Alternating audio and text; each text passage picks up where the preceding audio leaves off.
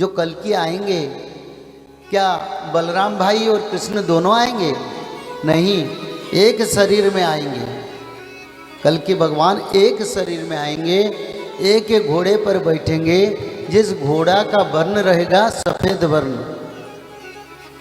और भगवान कल्कि के शरीर में जगन्नाथ बलभद्र सुभद्रा के शक्ति समाहित होगा।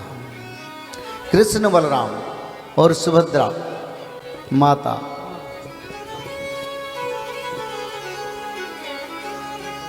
तो इसलिए भगवान कल्कि के नाम अनंत माधव।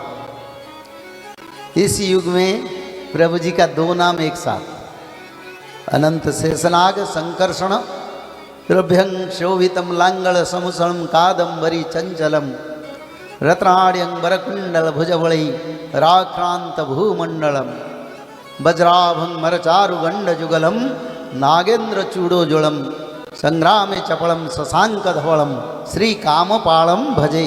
कामपाल बलभद्र। तो भगवान के कल्कि के शरीर में बलराम रहेंगे। आओ कौन रहेंगे? कृष्ण रहेंगे। नाम क्या रहेगा? अनंत माधव। तो इसलिए इस समय कल्कि अपने एक शरीर में सभी शक्ति का समाहित करके आ रहे हैं। 64 कला में कल्कि आएंगे। भगवान कल्कि को कला प्रदान कौन करेंगे?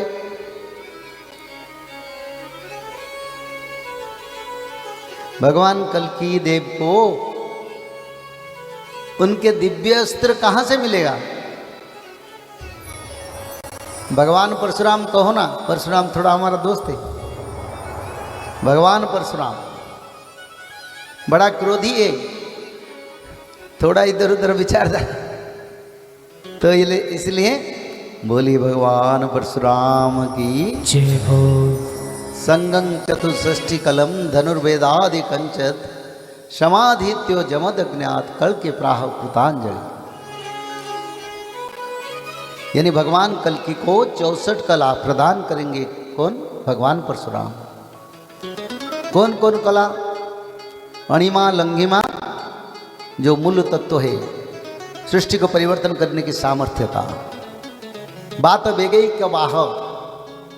भगवान कल्कि के चतुर्पार्श्व में चारों मेघ 49 वायु प्रवाहित होता है अपनी इच्छा से। कल्कि भगवान एक एक क्षण में अमेरिका यूरोप जैसा देश को टुकड़े टुकड़े कर सकते हैं। पड़ेगा, आना नहीं पड़ेगा, बैठ के इच्छा प्रकट करने से वो उतना ही कर सकते हैं। आनंद एक बार हरि हरि। आग्नेयस्त्र, वरुणास्त्र, पाशुपत अस्त्र, ब्रह्मास्त्र, सुदर्शन चक्र, लक्ष्मीपति धनु सब देंगे। अक्षय तृणीत कल्कि भगवान को परशुराम भगवान देंगे और बोलेंगे प्रभु आप धर्म से स्थापना कीजिए।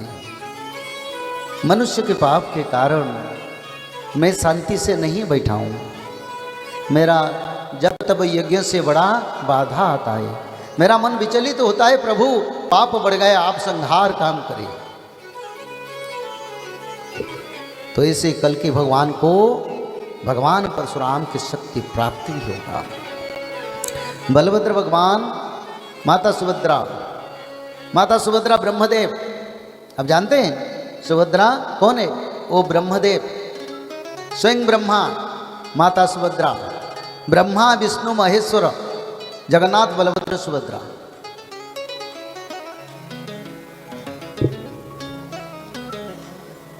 तो इसलिए भगवान ब्रह्मदेव भी प्रभु के साथ रहेंगे, महेश्वर भी रहेंगे और भगवान कृष्ण एक शरीर एक शक्ति में धर्म से स्थापना करेंगे और बड़ा विनाशकारी समय आएगा।